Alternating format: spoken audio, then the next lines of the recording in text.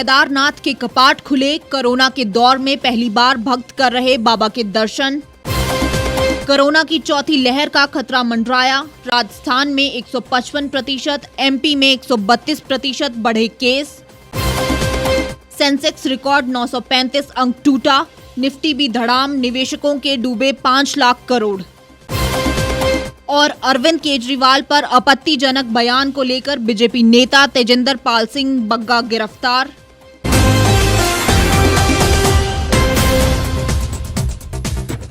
नमस्कार, स्वागत है आपका द रीव टाइम्स न्यूज चैनल में। मैं हूं दीप्ति ठाकुर। अब खबरें विस्तार से। बाबा केदारनाथ के कपाट 6 महीने बाद खुल गए हैं। शुभ मुहूर्त के मुताबिक 6:25 पर वैदिक मंत्रोच्चार के साथ मंदिर के कपाट खोले गए, जिसके बाद मुख्य पुजारी ने बाबा की डोली लेकर मंदिर में प्रवेश किया। इस मौके पर 10,000 श्रद्धालुओं के साथ उत्तराखंड के मुख्यमंत्री पुष्कर सिंह धामी भी मौजूद रहे। मंदिर प्रांगण को 10 क्विंटल फूलों से सजाया गया है। इससे पहले गुरुवार को ही केदारनाथ में श्रद्धालुओं का सैलाब उमड़ पड़ा था। 2020 में कोरोना महामारी फैलने के बाद से यहां भक्तों को दर्शन की इजाजत नहीं थी। हर साल कपाट खुलते थे और बाबा की पूजा आरती की जाती थी। गौरीकुंड से हजारों की संख्या में श्रद्धालु गुरुवार सुबह केदारनाथ धाम की तरफ बढ़े। भक्तों ने यहां से करीब 21 किलोमीटर की दूरी पैदल, घोड़े या पिट्ठू से पूरी की। सुबह 6 बजे शुरू हुई यात्रा शाम 4 बजे केदारनाथ धाम पर पूरी हुई। क्षमता से ज्यादा श्रद्धालु पहुंचने से अफरा तफरी का माहौल बन गया, जिसके बाद हजारों श्रद्धालुओं को गौरीकुंड पर रोक दिया गया। हालांकि शुक्रवार सुबह सभी को केदारनाथ जाने की अनुमति दे दी गई। मान्यता है कि बाबा केदारनाथ जगत कल्याण के लिए 6 महीने समाधि में रहते हैं। मंदिर के कपाट बंद होने के अंतिम दिन चढ़ावे के बाद 1.25 क्विंटल भभूति चढ़ाई जाती है। कपाट खुलने के साथ ही बाबा केदार समाधि से जागते हैं। इसके बाद भक्तों को दर्शन देते हैं। बाबा केदारनाथ का मंदिर भारतीयों के लिए केवल श्रद्धा और आस्था का केंद्र नहीं है, बल्कि उत्तर और दक्षिण भारत की धार्मिक संस्कृति का संगम स्थल भी है। देश में कोरोना केस पिछले 4 हफ्ते से लगातार बढ़ रहे हैं। दिल्ली कोरोना का हॉटस्पॉट बना हुआ है। 25 अप्रैल से 1 मई के बीच देश में 22,000 से ज्यादा नए मरीज मिले हैं। देश में मिल रहे केस में से 68 अकेले 3 राज्यों दिल्ली, हरियाणा और यूपी से हैं। दिल्ली में पॉजिटिविटी रेट 7% से ऊपर है, यानी WHO की नजर में यहां संक्रमण बेकाबू है। ऐसे में देश में कोरोना की चौथी लहर आने की खबरें भी सामने आ रही है। देश के 2 और राज्यों राजस्थान और एमपी में कोरोना के मामले तेजी से बढ़ रहे हैं। राजस्थान में पिछले हफ्ते के मुकाबले कोरोना केस 155% और एमपी में 132% बढ़े हैं, जो नए खतरे का संकेत हैं। देश में 25 अप्रैल से 1 मई के बीच कुल 22,200 नए मरीज मिले हैं। यह केस इसके पहले हफ्ते से 41% ज्यादा हैं। वहीं 5 मई को देश में 3,000 से ज्यादा कोरोना केस के मामले आए हैं, जबकि एक्टिव केस करीब 20,000 हो गए हैं। दिल्ली में हर दिन कोरोना के औसतन 1,000 केस मिल रहे हैं। इस हफ्ते दिल्ली में कोरोना के 9,684 केस मिले हैं। देश में मिल रहे कुल मामलों का यह 43% है। पिछले हफ्ते दिल्ली में 6,326 कोरोना केस मिले थे, यानी इस हफ्ते 53% की बढ़ोतरी हुई है। दिल्ली के 11 में से 7 जिलों में वीकली पॉजिटिविटी रेट 5% से ज्यादा है। आमतौर पर पॉजिटिविटी रेट 4% से 5% तक हो तो स्थिति नियंत्रित मानी जाती है। WHO कहता है कि यदि ये 5% से ज्यादा है तो स्थिति बेकाबू हो चुकी है। शेयर बाजार के लिए आज का दिन ब्लैक फ्राइडे साबित होता दिखा। शुरुआती कारोबार में BSE, सेंसेक्स और निफ्टी में बड़ी गिरावट देखने को मिल रही है। सेंसेक्स खुलते ही 935 अंक टूटकर 54,767.02 पर कारोबार कर रहा है। वहीं निफ्टी ने भी अपना अहम सपोर्ट तोड़ते हुए 275.25 अंकों का गोता लगाया है। निफ्टी 16,407.40 अंक पर कारोबार कर रहा है।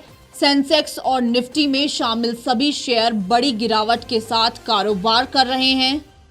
भारी गिरावट के कारण शुक्रवार को अभी कुछ ही देर के कारोबार में निवेशकों को 5 लाख करोड़ रुपए से अधिक की चपत लग गई है। दरअसल बीएसई पर सूचीबद्ध कंपनियों का पंजीकरण 5 मई को 2.59 लाख करोड़ था, जो 6 मई को बाजार खुलते ही घटकर 2.54 लाख करोड़ रुपए रह गया।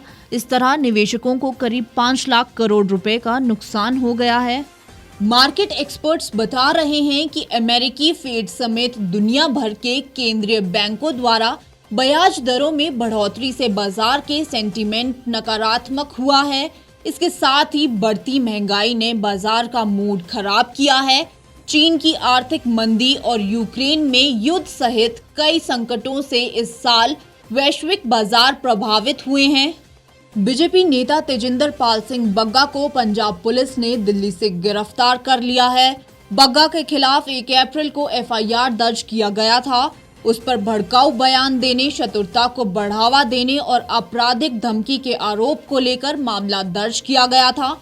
दरअसल बग्गा फिल्म कश्मीर फाइल्स पर दिल्ली के मुख्यमंत्री अरविंद केजरीवाल के बयान को लेकर उन पर हमलावर रहे हैं।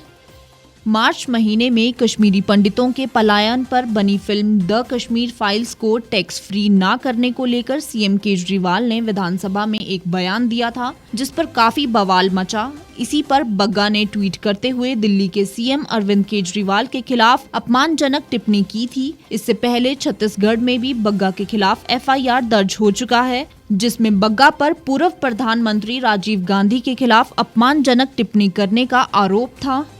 एफआईआर में बग्गा की टिप्पणियों का उल्लेख है। इसमें 30 मार्च को दिल्ली में मुख्यमंत्री आवास के बाहर भाजपा युवा मोर्चा के विरोध के दौरान केजरीवाल के खिलाफ की गई उनकी टिप्पणियों का भी जिक्र है। भाजपा युवा मोर्चा के नेता ने दावा किया था कि पंजाब पुलिस की एक टीम उन्हें गिरफ्तार करने के लिए राष्ट्रीय राजधानी में उनके घर पहुंची थी, लेकिन उन्हें उनके खिलाफ किसी प्राथमिकी की जानकारी नहीं थी। इस बुलेटिन में फिलहाल इतना ही। बाकी तमाम खबरों के लिए आप जुड़े रहिए और देखते रहिए द रीव टाइम्स।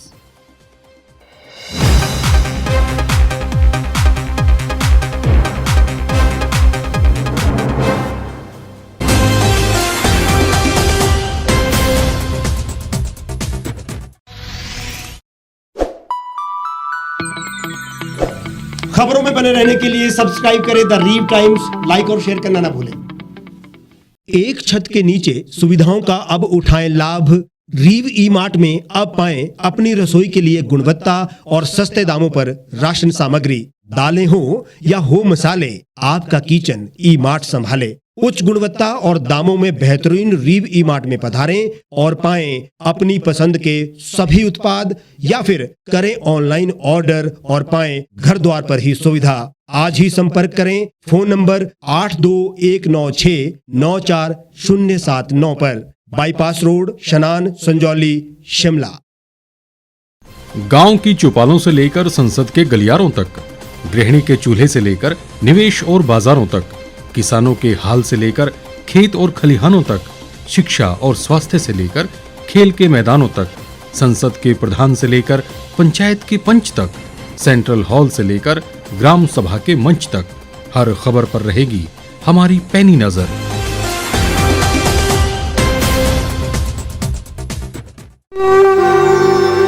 भारतवर्ष, जिसे आप दशकों से सुनते आए हैं कि सोने की चिड़िया थी। इसके पंख पहले मुगलों ने कुतरे, फिर अंग्रेजों ने, और आज राजनीतिक प्राणी कोई कोर कसर नहीं छोड़ रहे। आज भी लगभग 25 करोड़ लोग रात को भूखे सोते हैं। करीब 2 करोड़ लोगों के पास घर नहीं है। भ्रष्टाचार में हमारा 176 देशों में 80 नंबर आता है। औसतन 100 महिलाओं के साथ हर दिन ज्यादतियां होती है और ना जाने क्या क्या। देश की संसद से कुछ ही दूरी पर चादर लपेटे सैकड़ों लोग सुबह नील गगन के नीचे सोए हुए मिलते हैं। क्या आप एक ऐसे भारत की परिकल्पना नहीं करना चाहेंगे जहां कुछ ऐसा किया जाए कि 1 वर्ष के भीतर देश में कोई भिखारी या लाचार भी आश्रयहीन न रहे, लोगों को सभी सरकारी सेवाएं घर द्वार पर ही प्रदान की जाएं, ताकि दफ्तर या कर्मचारी के चक्कर ना काटने पड़े। भ्रष्टाचार जड़ से समाप्त हो जाएगा। सेवा प्रदाताओं की पब्लिक रेटिंग यानी जनाकलन और तकनीक द्वारा अपराधों का शून्यकरण किया जाए। स्वास्थ्य और आधारभूत शिक्षा सभी के लिए समान गुणवत्ता के साथ निशुल्क प्राप्त हो, और भी बहुत कुछ। यदि आप इस पवित्र राष्ट्र निर्माण यज्ञ का हिस्सा बनना चाहते हैं तो आज ही राष्ट्रीय लोक नीति पार्टी से जुड़ें। अब देश राजनीति से नहीं, लोक नीति से चलेगा। विजिट करें वेबसाइट rashtriyalokniti.org।